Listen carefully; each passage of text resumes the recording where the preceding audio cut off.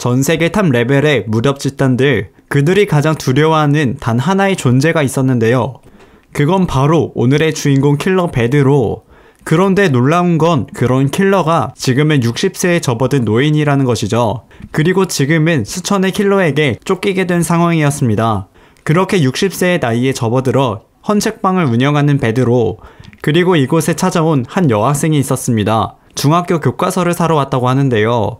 그렇게 책을 고른 후 계산을 하려던 찰나 갑자기 이 여학생은 베드로를 기습하기 시작합니다. 하지만 이를 다 눈치채고 있었던 베드로, 여학생이 가지고 있던 칼에서 피냄새를 맡았던 것이었는데요. 그렇게 여학생의 암살은 실패로 돌아갔고 또다시 베드로를 노리는 이들이 등장합니다. 여학생을 감싸며 이들에게서 도망치기 시작하죠.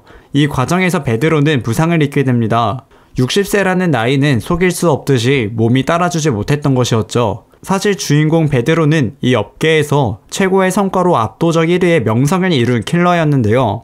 그리고 여기 베드로를 처리하기 위해 파견된 8초인, 이들이 베드로를 노리고 있던 이유는 베드로에게 걸린 현상금이 무려 76억이었기 때문이었는데요. 그리고 이 현상금은 베드로가 가지고 있는 통장 잔고랑 같았습니다. 베드로가 그동안 모아온 살점 같은 돈이었습니다. 이들에게 큰 부상을 입게 되었지만 가지고 있던 섬광탄을 이용해 이곳에서 빠져나올 수 있었습니다. 베드로의 인생은 회사 그 자체였다고 말하는데요. 남들이 연필을 쥐고 있을 때 베드로는 칼 쥐는 법을 배우기 위해 365일 피를 흘렸고, 남들이 전화기로 사랑을 배울 때 귀에서 피가 날 때까지 도청하는 법을 배웠습니다. 남들이 미팅하고 연애를 배울 때 러시아의 스파이가 되어 동상을 몸에 달고 살았고, 남들이 가족을 꾸리고 평범한 삶을 누릴 때 테러 집단 한가운데서 수없는 죽을 고비와 싸웠습니다. 그렇게 수십 년을 목숨 던져 일했는데 새로 부임한 조직의 보스로 인해 상황이 바뀌게 되었던 것이죠. 베드로는 회사를 위해서 자신의 모든 걸 포기했었지만 나이가 들면서 힘이 빠진 주인공을 폐기 처분하겠다고 하는 보스였습니다. 적어도 킬러 베드로에겐 이런 대우는 말도 안 되는 상황이었는데요. 이대로 죽을 수 없었던 베드로, 하지만 그렇게 비참한 최후를 맞이하게 됩니다. 그리고 여긴 8초인의 아지트, 베드로를 놓쳐 상당히 아쉬워하고 있었는데요. 그리고 이곳에 문득 찾아온 한 남성, 이들이 들고 있는 베드로의 사진과 갑자기 찾아온 남성의 옷이 똑같았습니다. 그러더니 여기 의문의 남성은 깨어나 보니 이렇게 되어 있었다고 혼자 중얼거리는데요. 이 남자의 정체를 캐내기 위해 달려들기 시작합니다. 맨손으로 이들의 주먹을 받아내고 뒤에서 무기를 들고 기습해오는 이들에게 엄청난 파워와 스피드로 제압해버립니다. 세상 모든 걸 무기로 쓴다는 말을 하자 부엌에 있던 문어로 여기 있는 모두를 참교육시켜버립니다. 사실 이 남자의 정체는 과거 업계 최고라 불렸던 남자 베드로, 깨어나 보니 젊은 시절의 모습이 되었던 것이었습니다. 복부를 관통했던 총상이 사라졌고 죽일 듯 쥐어짜던 암세포의 고통도 사라졌습니다. 무슨 연유로 이렇게 된 것인지는 모르겠지만 저들은 지금의 베드로를 전혀 알아보지 못하는 점이었죠. 그리고 금연구역에서 담배를 피우고 있는 조폭들을 만나게 됩니다. 동방예의지국에서 어른 공격을 안 하면 어떻게 되는지 알려주겠다고 하는데요. 압도적인 전투 능력을 선보이며 단숨에 여기에 있던 조폭들을 제압하는 데 성공합니다. 그렇게 이곳에서 나와 옷을 갈아입었고 통장을 확인해보는데 통장에 있던 76억이 사라져 있던 상태였습니다. 사실 베드로가 어린 시절 자란 곳은 종교시설에서 작은 규모로 운영되던 영광보육원이었고 50년이 지난 지금 전 세계 곳곳에까지 영향력을 퍼뜨리는 거대 카르텔이 되어 있었습니다. 글로리 클럽이라는 이름의 가면을 쓰고 수많은 범죄와 악행을 저지르고 있는 회사인데요. 그렇게 베드로는 과거 자신이 몸담고 있었던 회사이니 자신의 손으로 해체하겠다는 포부를 밝힙니다. 그렇게 60세의 노인 베드로였던 몸을 죽인 8초인을 먼저 찾아가게 됩니다. 당연히 이들은 젊어진 베드로의 모습을 알아볼 리가 없었고 76억 외상값이 있다고 말하는 베드로의 말에 무언가 이상한 느낌을 받는 8초인, 그리고 이 뒤에는 헌책방에 찾아왔던 여학생도 있었습니다. 그렇게 전투가 시작되었고 젓가락 하나로 총을 든 이 남자를 제압해버리는데요. 글로리 클럽 또래 중 이런 실력자, 더 나아가 전국 어디를 뒤져도 이런 실력은 없다고 생각하는 8초인이었습니다. 전투에는 일과견이 있었던 8초인, 과거 글로리 클럽에서 싸움 기술을 연마하면서 터득한 주짓수, 하지만 주인공에게 먹히지 않았고 그대로 제압당해버립니다. 그러면서 8초인은 베드로가 12사도급 그 이상이라고 생각하는데요. 사실 과거 8초인을 교육하던 남자는 바로 과거의 베드로였죠.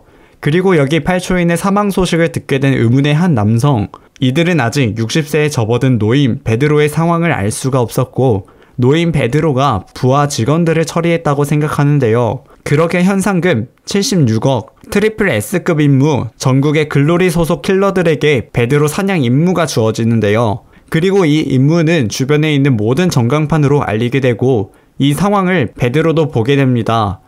글로리 클럽 소탕을 위해서 지원군이 필요했고 딱 하나 생각나는 사람이 있다고 하는데요. 베드로가 도착한 이곳은 철거 예정인 공용 화장실. 많은 노숙자들이 이곳에서 신세를 지고 있었고 이 사이에서 비밀의 방으로 들어가는 단서를 찾아내자 문이 열렸고 계단이 펼쳐졌죠. 럭셔리한 인테리어와 비싸 보이는 술까지.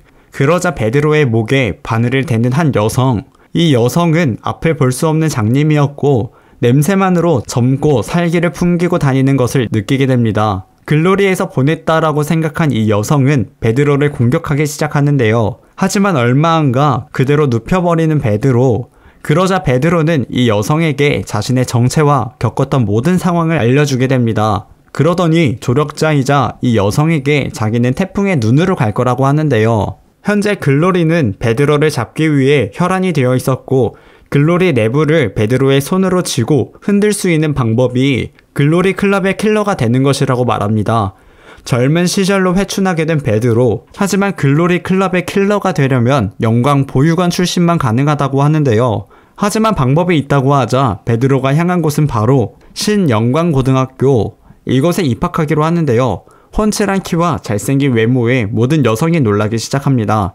사실 이곳은 글로리 재단이 세운 신영광고등학교였고 겉보기엔 평범한 학교처럼 보이지만 이 학교의 존재 목적은 킬러 양성이었습니다. 이곳 어딘가에서 은밀하게 킬러들을 양성한다는 것을 알고 있었던 베드로는 글로리 클럽의 킬러가 되기 위한 유일한 루트인 킬러 심화반에 들어가고자 합니다. 그러자 베드로는 모두가 모여있는 곳에서 자신의 취미는 싸움이고 본인을 킬러라고 소개하는데요. 많은 이들이 경악을 금치 못했고 멀리서 베드로를 지켜보고 있는 진짜 킬러들. 그러자 제일 먼저 베드로의 앞에 나타난 양아치들이 있었는데요. 이 양아치 장이슬은 긴 세월 오직 한 여자만을 바라보았는데 이때 오해진이라는 학생과 사귄 지 22일째였고 그와 동시에 오늘 베드로에게 여친을 빼앗긴 남자가 되었습니다. 이를 복수하기 위해 주먹을 들이미는데 주먹 하나로 마포구를 제패한 이 남자 장이슬.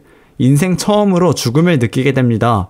그리고 킬러 양성부에서 이 상황을 주시하고 있었는데요. 또 여기에는 베드로와 전투 경험이 있었던 조은별이 이 학교에 다니고 있었습니다. 그렇게 베드로가 먼저 은별이를 찾아갔죠. 사실 8초인과의 전투 이후 은별이를 살려주었던 것이었는데요. 사실 이 은별이의 이름은 가명이었고 진짜 이름은 이윤아였습니다. 한편 여기 이 선생님은 학생들에게 놀림이나 받고 있었는데요. 마침 이곳에 베드로가 나타났고 베드로에게 시비를 거는 이들을 단숨에 참교육시켜버립니다. 그리고 갑자기 이 선생님은 숨겨둔 힘을 사용하며 베드로를 공격하기 시작하는데 베드로의 실력을 인정하게 됩니다. 그리고 모든 걸 잃게 만든 이들에게 복수하고 싶다는데요. 봉사부에 들어올 생각 없냐는 광규 선생님. 사실 이 광규 선생님은 글로리의 클럽 교관이었습니다. 신영광고등학교에는 킬러 양성반이라고 불리우는 봉사부가 존재했습니다. 선택받은 소수의 아이들만이 그곳에서 킬러로 사는 법을 배우게 된다고 하는데요. 그렇게 베드로는 킬러를 양성하는 봉사부에 들어가게 됩니다. 당연히 이곳에 있는 이들은 베드로를 반길 리가 없었죠. 그리고 베드로에게 달려드는데요. 이 학생들은 베드로와 같은 지상 최강의 킬러가 되는 것이 목표라고 합니다. 그렇게 이들을 가볍게 놀아준 뒤 자리를 빠져나오는데요. 유나는 이를 이상하게 생각했고 베드로를 쫓아가 이 학교에 들어와 힘을 숨겨서 얻고 싶은 게 무엇이냐고 묻습니다. 한편 이곳은 서울 고속터미널. 의문의 한 남성이 수많은 캐리어를 이끌고 버스를 탔는데요. 자세히 보니 이 캐리어 이상한 부분이 많았습니다. 이어서 봉사부에 들어온 하나의 의뢰건. 의뢰인은 대기업 최은창 회장이었고 글로리의 최대 후원자 중 한 명이라고 하는데요. 이번 의뢰를 성공한 팀은 회장님의 추천을 받아 봉사 자격증을 받을 수 있게 된다고 합니다. 다시 말해 정식으로 킬러가 된다고 하죠. 의뢰 내용은 바로 탈환이었고 최근에 10대들을 노린 납치 사건이 자주 일어나고 있었는데 문제는 이들이 납치한 아이들 중 하나가 최은창 회장의 외동 아들이었던 것이었습니다. 기다렸다는 듯이 이 의뢰건에 지원하게 되었고 납치 탈환 임무를 위해 놀이공원에 잔입하게 되는데요. 마침 이곳에서 회장님 아들의 에어팟 연결 알림이 뜨게 되었고 이 여자 화장실에서 알림이 뜬다는 걸 알게 되어 들어가게 됩니다. 그곳에서 다른 학교 여학생을 마주하였고 에어팟을 소지하고 있었는데요. 뒤에서 물어보자 놀라는 여학생, 그리고 이 학생의 남자친구가 달려와 이유나를 때리려고 하는데 하지만 오히려 역으로 당해버리고 맙니다. 사실 이 에어팟은 회장님 아들의 에어팟이었고 이것을 귀신의 집에서 주웠다고 하는데요. 그렇게 귀신의 집으로 향했고 이들은 이곳에서 납치당하게 됩니다. 연락이 닿지 않게 되자 광규 선생님이 이상함을 느끼기 시작했고 지금 이들이 하고 있는 임무가 단순한 임무가 아니라는 것을 깨닫게 됩니다. 왜냐하면 이곳엔 박상도가 있었기 때문이었는데요. 박상도는 한때 사도 후보로도 거론되었던 실력자였습니다. 글로리에서 감당이 안 되자 퇴출시켰던 것이었는데요. 여기 이 광규 선생님의 다리를 잃게 만든 자가 바로 잔인하기로 유명한 박상도였습니다. 마침 광규 선생님은 박상도에게 전화를 걸어 자기의 학생들을 건들지 말라고 하는데요. 선생님의 말을 들을 리가 없었습니다.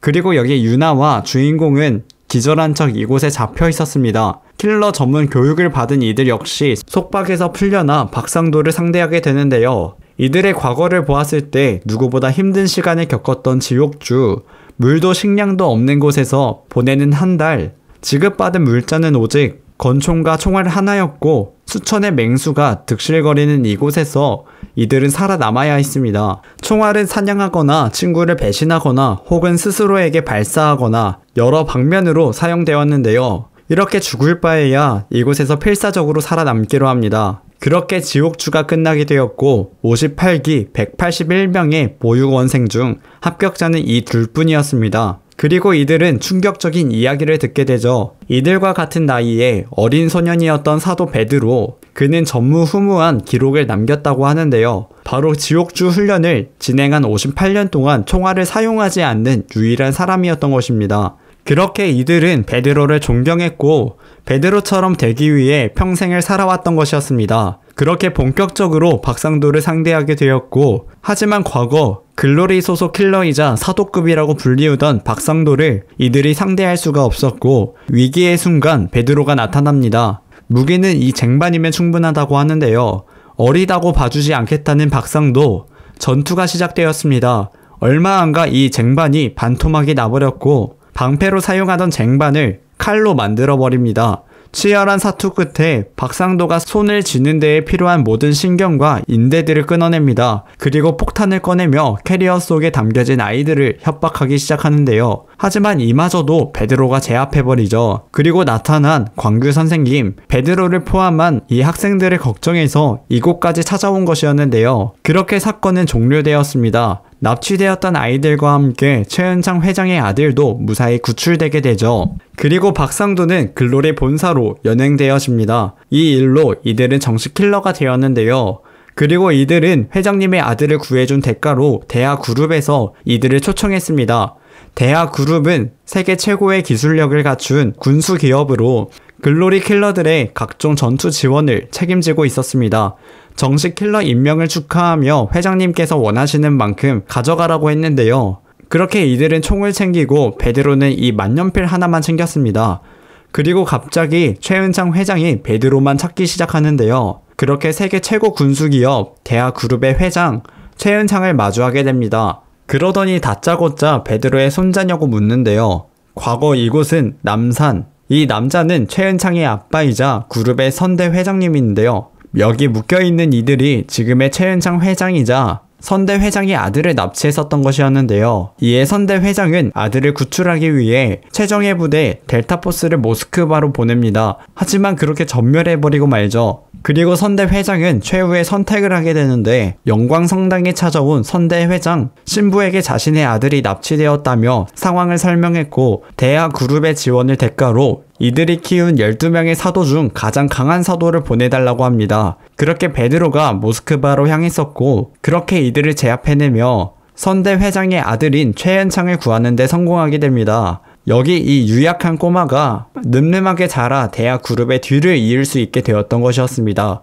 지금의 베드로를 과거 베드로의 손자라고 생각하는 최현창은 이대로 보낼 수 없다며 대하 그룹 미래 기술의 결정체인 오토바이를 선물해줍니다. 그리고 전화 온 오광규 선생님의 전화. 글로리의 선배들이 이제 막 신입 킬러가 된 이들을 구경하고 싶다고 하는데요. 무려 4년 만에 특별 채용자이니 그랬습니다. 그렇게 괴물 신인의 등장을 알리고자 영광성당에 향하게 됩니다. 유나는 이곳을 계시가 내려오는 곳이라고 말하는데요. 글로리의 킬러들은 각자의 랭크에 맞는 임무, 즉 계시를 받게 됩니다. 그리고 이들은 싸우라는 임무를 받게 되는데요. 그렇게 이들 앞에 임무를 나누어주는 남자가 등장하더니 성렬이라는 이 액체를 머리에 뿌려버립니다. 그러더니 신입이 오기만을 기다리고 있었다는데요. 그렇게 여기 있는 글로리의 선배들과 전투를 벌이게 됩니다. 그리고 여기 이 남자는 평생 이 일을 해서 얻은 등급이 B급이었고 보통의 킬러는 이 정도만 되어도 별을 달았다는 소리를 듣는다고 합니다. 글로리의 D급은 일반인인 타깃인 임무를 맡게 됩니다. D급은 총 336명이었죠. 그리고 총 200명인 C급은 조폭 등 무력을 업으로 삼는 타깃을 상대해야 하고 총 100명인 B급은 킬러들끼리 충돌이 예상되는 임무에 투입되고 총 30명이 되는 A급은 국가 레벨급의 암살 임무를 맡게 된다고 하죠. A급까지는 인생을 내던지고 간다고 했을 때 S급은 절대 노력으로는 도달할 수 없다고 하는데요. 킬러들의 정점에 선 12명의 제자들, 이들은 12명의 제자들을 사도라고 불렀습니다. 그렇게 베드로와 함께 신입 킬러가 된 이들 중 한 명이 큰 부상을 입게 되었고 병원에 데려가겠다고 선배에게 부탁을 하지만 대신 봉사 자격증을 주고 가라고 하는데요. 베드로는 자신의 정체를 숨겨야 했기에 자격증을 주고 떠나게 됩니다. 선배들에게 자격증을 뺏겨 상심이 큰 이들을 위해 다시 성당을 찾아간 베드로였는데요. 이들에게 평생 본 적 없는 그리고 앞으로도 보지 못할 S급 사도의 싸움을 보여주겠다고 하는 베드로. 언패물도 무기도 없고 손에 쥔 건 무기라고 하지만 민망한 묵주뿐이었고 분명히 빈틈투성이인데 D급 베드로의 눈을 보고 단단히 쫄아버린 것이었는데요. 그리고 이 선배는 베드로에게 수천 번 상대해보았지만 결국은 베드로에게 싸워보지도 않았으면서 베드로에게 죽을 것이라는 확신을 가집니다. 상상해본 적도 없는 차원이 다른 존재를 처음으로 만나게 됩니다. 그렇게 주먹을 쓰지도 않고 이들을 제압해내죠. 그리고 선배들이 직접 학교에 찾아와 자원봉사증을 돌려주러 찾아오게 됩니다. 그리고 여기 이유나 위험한 순간에 도움이 되지 못했던 자신을 한심하게 생각했고 더 강해지고 싶어 하는데요. 이유나는 동생을 구하기 위해 더 힘을 기르는 것이었고 마침 베드로가 봉사증을 건네주기 위해 등장하게 됩니다. 동생과 있었던 일을 베드로에게 알려주게 되죠. 사실 유진이는 친동생은 아니었고 유나는 지하철 보관함에서 태어난 그날부터 가족은 없었습니다. 이곳에서 구조되어 보육원에 오게 되었고 이곳에서 가족과 친구도 만들 마음의 여유와 생각이 없었다고 하는데요. 그러던 와중 임무 중에 총을 맞아 심한 출혈이 발생했고 기적적으로 다시 살아났습니다. 그리고 그 뒤부터 이유진이 사라졌던 것이었죠. 알고 보니 유나의 부족한 피를 위해 하루에 5시간씩 수혈을 하고 있었던 것이었고 이들은 유진이를 그만 죽이려 했죠. 하지만 유나의 간절함으로 살릴 수 있었고 동생을 살리기 위해 강해지겠다고 하는데요. 그러더니 이유나는 베드로에게 자신이 본 사람 중에 가장 강한 사람이라고 말합니다. 그러고는 자신이 강해질 수 있게 도와달라고 부탁하죠. 유나는 힘도 약하고 타고난 체격도 가지고 있지 않았습니다. 겁은 많은데 성미는 불같고 킬러를 하기엔 최악의 조건이었습니다. 하지만 유나에게는 킬러로서의 최고의 눈을 가지고 있다고 하는데요. 그동안의 전투에서 이유나는 베드로의 싸움을 눈을 뗀 적이 없었다고 하는데요. 마치 싸움에서 본 그 모든 기술들을 습득하려 하듯이 보고 있었다고 합니다. 그리고 유나의 동체 시력이 큰 장점이라고 말합니다. 그리고 유나의 수많은 단점들을 장점으로 뒤바꿀 무기이자 누구든 이길 수 있는 단 하나의 무기를 건넵니다. 이 무기, 승표를 제대로 다룬다면 스승 없이 혼자서도 잘 해낼 수 있다고 말하는 베드로. 승표는 우주의 대표적인 병장기이며 줄을 몸에 감아 적에게 던지는 방식이었습니다. 힘의 크기는 속도에 비례했고 던질 때 회전이 걸려 그냥 던질 때보다 파괴력이 좋았는데요. 또 하나 큰 장점은 칼이 언제 어디서 날아올지 적은 알 수 없었다는 것이었습니다. 또 다른 장점은 제각기 다른 5명을 죽이려면 총은 반드시 5발을 쏴야 하지만 이 승표라는 무기는 원샷 올킬이 가능했습니다. 그렇게 훈련이 끝나고 이곳을 대여한 대여비는 베드로가 직접 비용을 내주게 되는데요. 참고로 이들은 정식 킬러가 되어 일주일에 100만원씩 받게 되었습니다. 이때 사도는 필요하다면 무엇이든 누릴 수 있다고 합니다. 사실 베드로가 이유나에게 이 무기를 알려준 이유는 따로 있었다고 하는데요. 이들의 인적사항을 모두 알고 있었던 베드로, 그리고 그곳엔 승표를 잘 다룰 수 있었던 비밀이 담겨져 있었습니다. 다음날 신입 킬러가 되면 반드시 받아야 하는 신체검사, 글로리가 운영하는 신영광병원에서 다양한 검사를 받게 되는데요. 베드로가 가장 신경 쓰였던 것은 바로 체열. 피를 뽑는 이유는 간단했습니다. 목줄을 채우는 것이라고 하는데요. DNA 지문과 같은 생체 정보는 젊어져도 변하지 않는데 혹시라도 조직을 배신하고 도망친다면 끝까지 찾아가 숨통을 끊기 위해 달아둔 목줄이었습니다. 그리고 이곳에 보관된 늙은 베드로의 DNA와 오늘 뽑은 젊은 베드로의 DNA가 같다는 걸 눈치채는 건 그야말로 시간 문제였습니다. 즉 베드로의 정체가 탄로나기 때문이었죠. 그리고 베드로는 이를 피하기 위해 병원을 폭파하겠다고 하는데요. 사실 이 신영광종합병원은 글로리 클럽이 운영하는 한국 최대 규모의 병원으로 겉보기엔 평범한 곳처럼 보이지만 의료사고로 위장된 암살, 부상당한 킬러 처치, 시신의 은닉, 은폐 등 킬러를 위한 병원이었습니다. 베드로의 DNA는 병원 데이터 센터에서 관리하고 있었고 그곳을 폭파시키겠다고 하죠. 하지만 그곳엔 사도 나다니엘이 지키고 있었는데요. 본업은 의사, 하늘이 준 선물 천재 의사라 칭송받았지만 이듬해 의료사고를 내고 잠적했습니다. 그리고 여기 리우에서 나다니엘에 의해 리우의 6개 갱단 그리고 세계 최고 수준의 군사경찰이 하루 만에 전멸당하는 일이 생겼습니다. 그만큼 엄청난 실력자였는데요. 그리고 베드로는 조력자의 도움으로 서울 한복판 전광판에 간접적으로 선전포고를 하게 됩니다. 사실 조력자이자 이 여자가 베드로를 돕고 있는 이유 중 하나는 50년간 베드로를 옆에서 봐오면서 계획한 임무에서 실패하는 꼴을 본 적이 없었기에 신뢰를 하고 있었다고 하는데요. 그렇게 이 광고로 인해 글로리에 속한 D급 위주의 킬러들은 베드로를 맞이할 준비를 하고 있었고 그리고 이 사이에 베드로도 함께 하는데요. 이들의 작전을 듣게 됩니다. 베드로 잡는 베드로 작전이 시작되었죠. 한편 이곳은 최고 보스가 있는 곳인데요. 여기에 육군 참모총장도 있습니다. 그러자 글로리의 새로운 보스의 자질을 의심하는데 바로 참교육해주더니 자신이 만든 걸작과 글로리의 이전 보스이자 아버지의 걸작인 베드로 중 붙으면 누가 이길지 궁금해하고 있죠. 다시 돌아와 베드로는 나다니엘을 찾으러 향합니다. 그리고 이곳에 이유나가 있었는데요. 동생이 이곳에 있기에 병문안을 왔다고 합니다. 그렇게 얼마 후 베드로는 사도 나다니엘을 마주하게 됩니다. 그러자 병원의 모든 입구를 봉쇄했고 위장을 한 베드로는 나다니엘의 수행원으로 함께 실험실에 들어가게 됩니다. 사람을 가지고 실험을 하고 있던 나다니엘, 그러자 나다니엘은 베드로에게 강한 사람을 좋아한다고 하는데요. 그래서 강자들의 근육과 힘줄 세포 하나하나까지 모두 자신의 손으로 찢고 뜯고 가죽을 벗겼다고 하는데요. 꼭 뛰어넘고 싶은 남자가 있었기 때문이라고 밝힙니다. 그리고 현재 위장한 베드로에게서 가능성을 봤다고 합니다.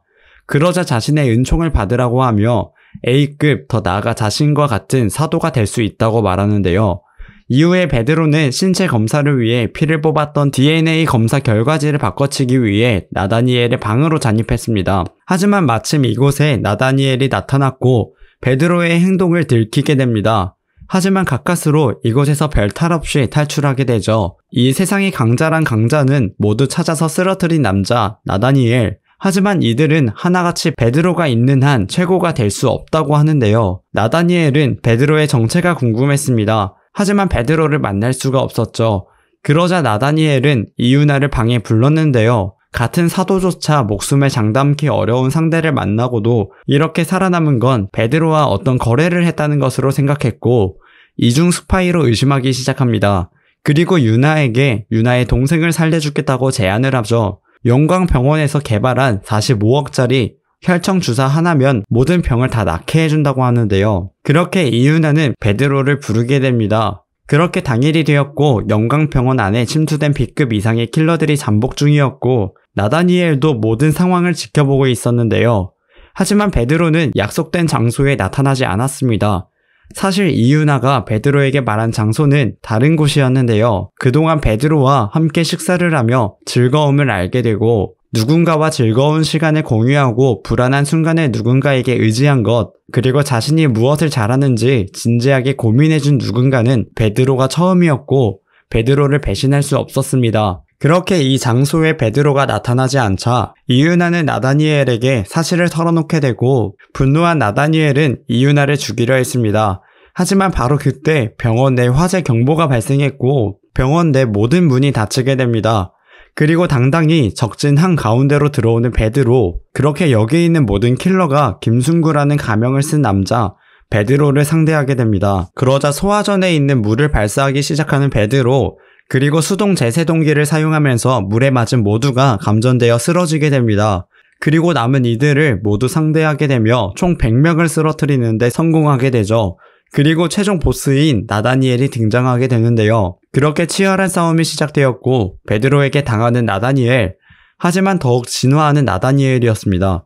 근육은 찢어지고 회복하는 과정에서 더욱 단단해지는데 나다니엘은 그 회복 시간을 획기적으로 단축시키는 약물을 개발했는데 성공했는데요. 공격을 받을수록 몸을 더욱 강하게 만들었습니다. 그렇게 싸움에서 밀리기 시작하는 베드로, 그리고 이어지는 인간의 격을 뛰어넘은 전투가 일어났습니다. 하지만 이렇게 부푼 근육들은 온몸의 뼈와 신경을 짓누를 만큼 단단해져 결국 나다니엘의 몸은 움직일 수가 없게 되었고 싸움에 취한 나머지 자신의 몸이 굳고 있는 걸 눈치채지 못했는데요. 하지만 근육을 녹여버리는 최후의 수단을 사용하는 나다니엘, 지금이 나다니엘의 최종 진화이고 지금의 주먹이 나다니엘이 도달한 가장 높은 경지였습니다. 그럼에도 베드로에게 모든 공격이 읽혔고 한 명과 싸우고 있는데 마치 1000명과 싸우는 듯 다채롭다고 말하는데요. 처음부터 느꼈던 위화감의 정체, 이 김순구라는 인간이 뒤로 정이 내리던 이 좁은 육각형의 너머에 나다니엘 같은 인간이 살아서는 넘을 수 없는 벽을 느끼게 되고,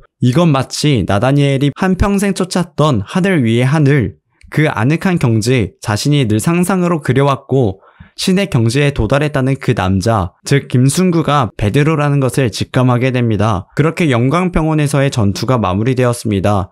나다니엘을 비롯한 브라질 킬러들은 모두 사망했고 병원 내 글로리 킬러의 정보도 모두 삭제되었죠. 그리고 나다니엘에게서 얻은 유나의 동생 유진이의 병을 치료하는 곳에 사용되는 혈청까지 선물해주게 됩니다. 그렇게 얼마 안가 이들은 새로운 봉사활동을 배정받게 되는데요. 임무가 아닌 일반 봉사활동이었던 점에 의문을 품는 학생들이었고 이곳 유일고등학교 선생인 예진과 수희 아저씨가 이곳에 있었죠. 그리고 이곳에 매달 찾아오는 양아치들까지. 이들의 힘에 의해 베드로의 일행들은 손을 쓸 수가 없었는데요. 그리고 밤이 되자 베드로는 수희 아저씨를 찾아갑니다. 그리고 이들은 서로의 정체를 알고 있었습니다. 이 수희 아저씨의 정체는 바로 사도 시몬, 세계에서 가장 검을 잘 다룬다는 남자이자 글로리가 낳은 최고의 검객이었습니다. 그리고 이 둘은 전투를 벌이게 되는데요. 누구나 검을 한번 휘두른 이후에는 반드시 작은 빈틈이 보이기 마련이었습니다. 그리고 그 작은 빈틈은 상대에게 반격할 여지를 주었습니다. 하지만 사도 시몬은 마치 상대의 마음을 읽기라도 한 듯 한치의 빈틈도 보이지 않았고 상대가 아무리 강한 무기, 그것이 설령 총탄이라 할지라도 이 검과 맞대거나 피할 수가 없었습니다. 이 짧은 순간에 베드로를 궁지에 몰아넣고 나무로 움직임을 완전히 봉쇄했는데요. 사도 시몬의 실력을 인정하는 베드로, 그리고 사도 시몬이 말합니다. 다른 건 몰라도 습관이라는 건 숨길 수가 없는데 걸음걸이, 말투, 냄새, 하다못해 숨소리마저 달랐던 이 베드로, 처음에는 긴가민가 했지만 이번 싸움으로 확실히 알게 되었습니다. 이 김순구가 베드로라는 것을 말이죠. 그렇게 베드로에게 무릎을 꿇는 사도 시몬, 과거 베드로는 사도 시몬과 친분이 있었는데요. 그로 인해 자신이 회춘했다고 말해줍니다. 그리고 모든 건 베드로가 알려주었던 것이었는데요. 그리고 나다니엘을 처리한 자가 자신이라 밝히며 글로리를 없앨 거라는 표부를 밝히게 되죠. 60년 전 가브리엘 신부가 세운 영광보육원, 그곳에서 자란 아이들 중 베드로를 포함한 12명이 선발되었고 그날부터 야산의 흙은 이들의 주식이 되었습니다. 모든 하루가 생존을 위한 사투가 되었고 그렇게 인간 이하의 취급과 함께 지옥 훈련을 받으며 살아남은 12명은 국가의 비밀 특수유언 12사도로 육성되었고 어느덧 글로리와 12사도는 전 세계에 영향을 끼칠 만큼 성장해 있었습니다. 그러던 어느 날 어떤 일이 터져버렸는데 영광 보육원의 한 어린 남자아이가 들어왔습니다. 무슨 이유에서인지 신부님이 이 아이를 양아들로 삼은 것이었는데요. 시간이 흘러 이 아이는 왕관을 탐내기 시작했고 기어이 왕관을 자신의 머리에 스스로 얹게 됩니다. 그리고 이 상황에 극심하게 분노하는 시몬과 이를 막는 베드로, 그렇게 이 남자의 손에 빨려 들어간 글로리는 순식간에 피와 비리로 얼룩진 더러운 킬러 조직으로 타락되었던 것이죠. 그리고 무력했던 그때의 베드로는 지금 젊음이라는 최고의 무기를 얻게 된 것이었습니다. 그렇게 이 왕국을 무너뜨리겠다는 베드로였고, 사도 시몬과의 만남을 끝내고 베드로와 그의 일행들은 이곳을 떠나게 됩니다. 그리고 곧바로 사도 시몬을 찾아온 또 다른 손님이 있었는데요. 이들은 새로운 글로리가 들인 또 다른 사도들이었고, 여기 이 여자는 일본 제1의 검이라고 불리웠습니다. 하지만 나이는 속일 수 없었기에 싸움에서 밀리게 됩니다. 귀엽고 이 여자 사도를 처리하는 데 성공했다고 생각했지만 이 사도의 환각제로 착각을 한 것이었고 끝내 패배하게 되죠. 그리고 이들은 베드로에게 선물을 남기게 되는데요. 그것은 바로 사도 시몬의 잘린 팔이었고, 이에 분노한 베드로는 진짜 귀신에게 가장 고통스러운 죽음을 선사해 줄 거라고 말합니다. 그렇게 베드로는 사도 시몬을 구하러 이들의 적진 한가운데로 향하게 되는데, 다음 내용이 궁금하시면 네이버 웹툰 27화 킬러 베드로를 참고하시기 바랍니다.